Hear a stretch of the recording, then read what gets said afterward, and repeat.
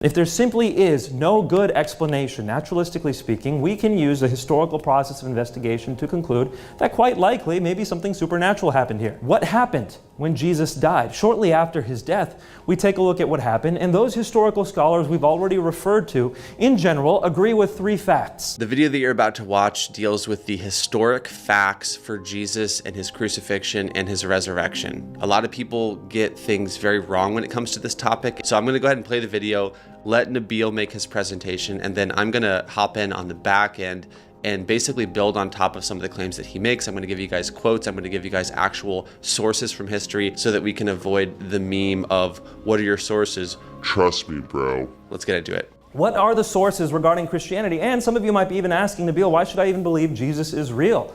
Why should I ever even believe that he's a man who existed? The first thing I'm going to start off by telling you is that it is incontrovertible, according to the historical principles of investigation, that a man named Jesus existed in the first century.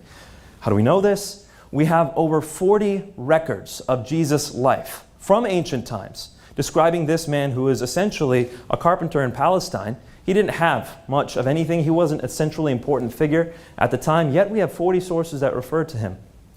You know who the emperor was at Jesus' time? Someone shout it out. Tiberius. Good. Tiberius was the emperor of Rome at that time. Now, this is a man who obviously we should have a lot written about. We can expect tons and tons of records about this man, can't we? The historical records contain Tiberius' name by 10 different individuals. That's it. 10 for Tiberius, the emperor of Rome, 40 for Jesus. You can see we have excellent reason to believe that this man, Jesus of Nazareth, lived and existed in the first century. And that's why very, very few, in fact, I could probably count it on one hand, actually, I know of two, scholars who study the historical Jesus actually claim that Jesus never existed. And one of them is Bob Price, who most other scholars say is just not even possible what he says. So we can dismiss, just due to the reasoning and due to the lack of scholastic support, that this is actually the case. So Jesus certainly exists. Okay, what can we know about him? Well, of the scholars that study him, and keep in mind, there is an entire area of historical studies called historical Jesus studies. So we have scholars who've been studying this on all sides. These aren't all Christians by any means. Actually, the most influential ones wouldn't align themselves with Orthodox Christianity. You have people like Paula Fredrickson, Marcus Borg, Bart Ehrman. You have people along these lines who would say, like John Dominic Crossan, who would say that of Jesus we can know for a fact that he died on the cross. Now keep in mind, that's one of our 3 points that we're proving for Christianity, or attempting to show to determine its reliability.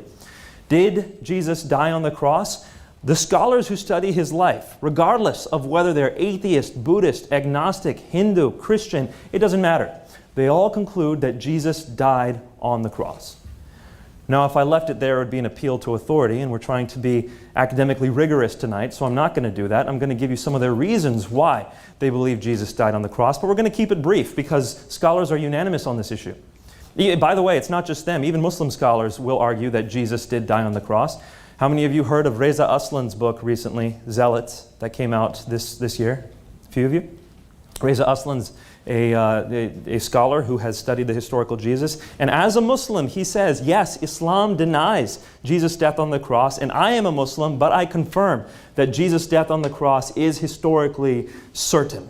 In fact, he builds his whole book off the fact that Jesus died on the cross. So even as a Muslim, he says Jesus died on the cross. So why? Why do they say this? Well, because first off, all the evidence that we have, all the records of Jesus' life which talk about his death indicate that he did die. If they say anything, it says that he did die on the cross under Pontius Pilate, which is why Paula Fredrickson says, if there's anything we can know about Jesus, anything at all, it's this, that he died on the cross under Pontius Pilate. If you go away from Christian records, you go to Jewish records like Josephus, we can also see in the first century that non-Christians are saying Jesus died on the cross. We go to Gentile scholars, they are also agreeing that Jesus died on the cross.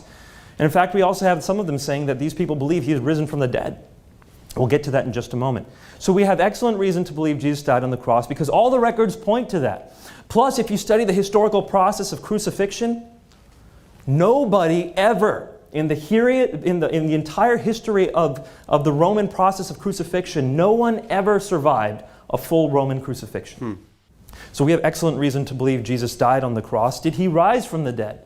This is an important matter, and lots of historians say we cannot investigate the resurrection because that's not a historical matter, that's a supernatural matter, and you can't study supernatural matters. Well, that's jumping the gun just a bit. If every explanation that is naturalistic falls short and falls very short of explaining what happened, then we have reason to believe that something supernatural may have happened. If there simply is no good explanation, naturalistically speaking, we can use the historical process of investigation to conclude that quite likely maybe something supernatural happened here. So what happened when Jesus died? Shortly after his death, we take a look at what happened, and those historical scholars we've already referred to, in general, agree with three facts that are considered relatively incontrovertible. And I'm giving you what's called the minimal facts argument, if you want to look into this. It's called the minimal facts argument, primarily promoted by a man named Gary Habermas, who's written a book called The Historical Jesus. Also by his protege, Michael Licona, who's written a book called The Case for the Resurrection of Jesus. He wrote it alongside Gary Habermas. And he's also written his manifesto, a rather large book that serves well for curing insomnia. He's written that as well. Sorry, Mike. We're actually going to have Mike on the channel here in the upcoming months, and he also is in the documentary, so great guy. It's funny that Nabil's taking a shot at him here. He's written that as well. And if you want to look at a very thorough investigation of the historical method on whether or not Jesus died, I suggest you take a look at this book published by Eerdmans. Michael Licona is the author. The argument runs as follows. Pretty much every scholar who studies this, at least a vast majority, if not virtually all scholars, conclude three things happened after Jesus died. Well, number one, the first one is that Jesus did die on the cross, which we just looked at. Number two, that the disciples, Jesus' disciples, all believed he had risen from the dead. So, the disciples truly believed that Jesus had risen from the dead, and according to most historical Jesus scholarship, Christianity wouldn't have gotten off the ground if it weren't for that fact. Fact number three. Fact number one was Jesus died on the cross. Fact number two, the disciples truly believed he had risen from the dead. Fact number three, people who were enemies of Jesus, or not his disciples, also believed he had risen from the dead. Now, who are we talking about? We're talking specifically about two people, James, the brother of Jesus, and Paul, or Saul of Tarsus, as it were. James, the brother of Jesus, did not follow Jesus during his lifetime. We see in the book of Mark that Jesus' family comes up and says to people around Jesus that he is out of his mind, basically, that he's crazy, which is what leads Jesus to say, "Who is my mother and brother and sister?" It's those who do the will of God. So Jesus' family is not on his side. It wasn't until after the resurrection, or supposedly the resurrection, when all of a sudden the disciple James the brother of Jesus, James, becomes a leader of the Christian church. And also Saul of Tarsus. Who is this Saul guy? Saul was the student of Gamaliel, one of the chief leaders of the Jews in the time. This man was primed and groomed to be a leader of Jews, a leader of Pharisees. He was going to have all kinds of power in the temple. He already had all kinds of power because he was able to deliver people to prison. He was given special permission to hunt Christians down. Yet this man was willing to go to his death over and over and over again. For something. For what? He claims it was because he has seen the risen Jesus. The earliest records of Jesus' resurrection say that 500 people saw him risen at the same time. I know that many people watch this and they think, sure, so Jesus lived in history. There was a guy by that name, sure, whatever. And some people think that he raised because people like superstition, whatever. But I don't believe in the supernatural as a default. I've predetermined that that is impossible, and so I won't even think through or entertain any version of history that includes a supernatural element. I just have to say that itself is a worldview. It's a predetermined way of viewing reality that is itself unscientific. What do I mean by that?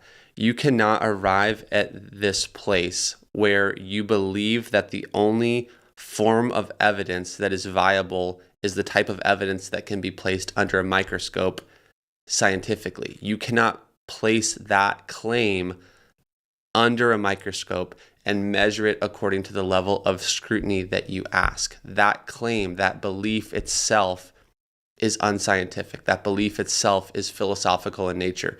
You've simply predetermined that something must be physically measurable in order to be considered knowable or true, and that claim is not able to be measured in that way. I now want to go to the Talmud. So I'm going to give you this as a source that he mentioned, and I'm actually going to read for you 3 examples in the Talmud where they write about this Jesus character in the first century. So here's the first one. Forgive any mispronunciations. Shabbath 104b, quote, Jesus was a magician and a fool. Next, Sanhedrin 107b of the Babylonian Talmud. Jesus performed magic and incited the people of Israel and led them astray.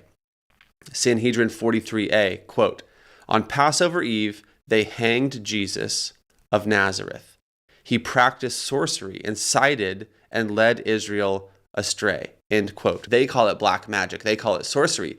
But the point is that they're implicitly acknowledging the miraculous, even in their record, even as haters of what he did. That's very significant. Tacitus was a Roman historian, not just a dude who wrote some things down, a person who is dedicated to recording the historical events that happened during his lifetime, a Roman historian. And here's what Tacitus wrote.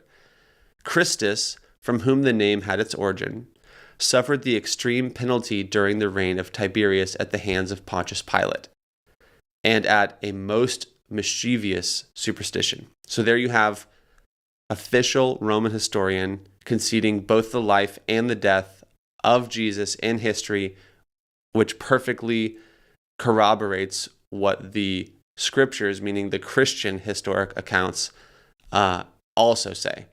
Let's continue. So Josephus, Jewish historian, again, not a believer, but a person dedicated to recording the history that happened. And here's what he said. At about this time there lived Jesus, a wise man, if indeed one ought to call him a man, for he wrought surprising feats.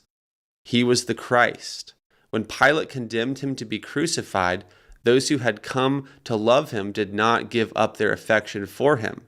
On the 3rd day he appeared, restored to life, and the tribe of Christians has not disappeared.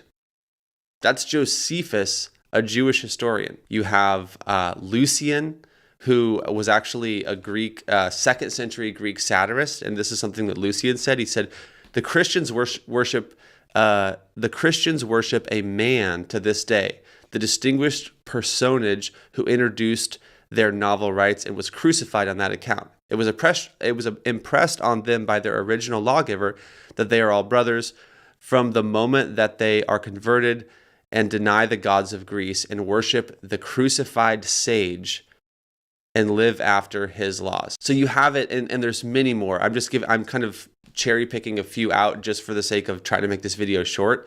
But the point is the historic record of Jesus and of a crucified Jesus is absolutely incontrovertible, and really no one denies this. Then you also have, like I said, the Talmud acknowledging the supernatural. They're calling it sorcery, they're calling it black magic, but they're acknowledging the supernatural works done by Jesus, just framing it in a negative light.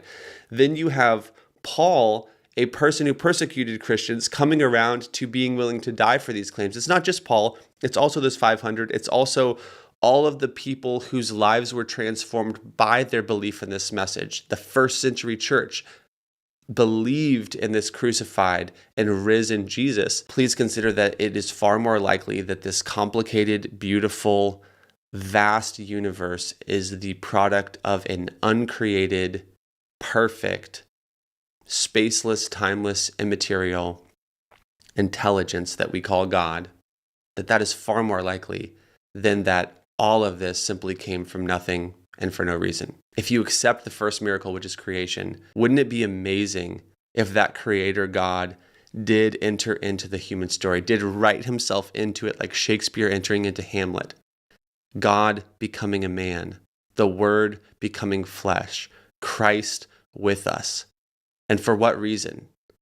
To positively change the world. Christ for all nations. Christ, the hope of glory.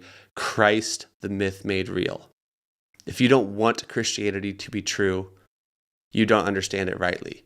If you understand it rightly, you'll see that Jesus is not only the image of the invisible God, but he's the hero that we've always longed for as a species at the deepest level of our heart. Whew. That being said, I hope you guys enjoyed this video, and I'll see you in the next one. Thanks. Hey, what's up, you guys? I'm here in the edit, and I just want to make one other really quick note. This video is in no way exhaustive, meaning there's a lot more that could be said about the death and the burial and the resurrection of Jesus. So if you feel like, is that it? The answer is no, that's not it. In fact, I'm going to put a video in the description, a link in the description to my documentary, which gives a lot more detail on this. I'm also going to put a link here or somewhere, you'll see it on the screen, for a video that focuses a little bit more on this minimal facts approach, so that you can see that this that we're doing here is almost just like a whetting of the appetite, an introduction to the conversation. There's a lot more beneath the surface here. That being said, all right, I'm gonna get back to the rest of the video. Okay, peace, bye.